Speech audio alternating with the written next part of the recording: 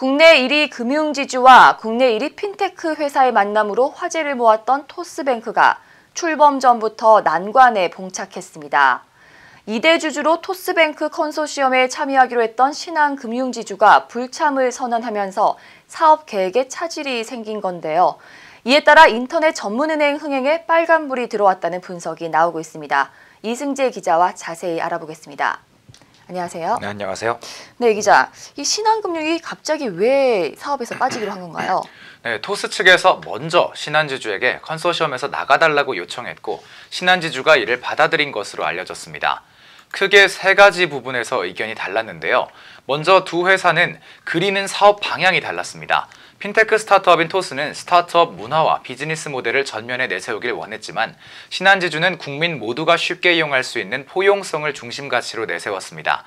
토스는 인터넷 전문은행을 새로운 미래 먹거리로 봤지만 국내 최대 금융지주인 신한지주 입장에서는 기존 사업을 보완하는 역할 정도였다는 겁니다. 네, 이 스타트업인 토스와 그리고 기존 금융권인 이 신한금융이 서로 다른 그림을 좀 그리고 있었던 거네요. 그렇습니다. 또 다른 이유는 뭐가 있습니까? 네, 자본 조달 계획을 놓고도 두 회사는 사사건건 충돌한 것으로 알려졌습니다. 금융권에서는 토스가 인터넷 전문은행의 대주주를 맡을 만한 자격이 있는지 의문을 표시해 왔는데요. 최소 자본금은 이론적으로 250억 원만 있으면 되지만 실제로 은행 사업에 뛰어들려면 1조 원은 있어야 한다는 게 금융권의 설명입니다. 토스가 아무리 유명하다고 해도 실질적으로 이익을 내지 못한 회사라서 금융권에서는 회의적인 반응을 보낸 겁니다. 실무진끼리도 갈등이 있었던 것으로 알려졌습니다. 토스는 기존 금융권의 관행이나 업무 방식이 너무 딱딱하다며 대놓고 불만을 표시했고 신한지주는 토스의 업무 처리가 꼼꼼하지 않다고 불안감을 드러냈다고 합니다. 네, 이 토스가 아무리 잘 나간다고 하더라도 이 금융권에서 보기에는 좀 자본이 턱없이 부족하고 그리고 또 둘의 또 일처리 방식이 좀 많이 달랐다는 거군요. 그런 겁니다. 네.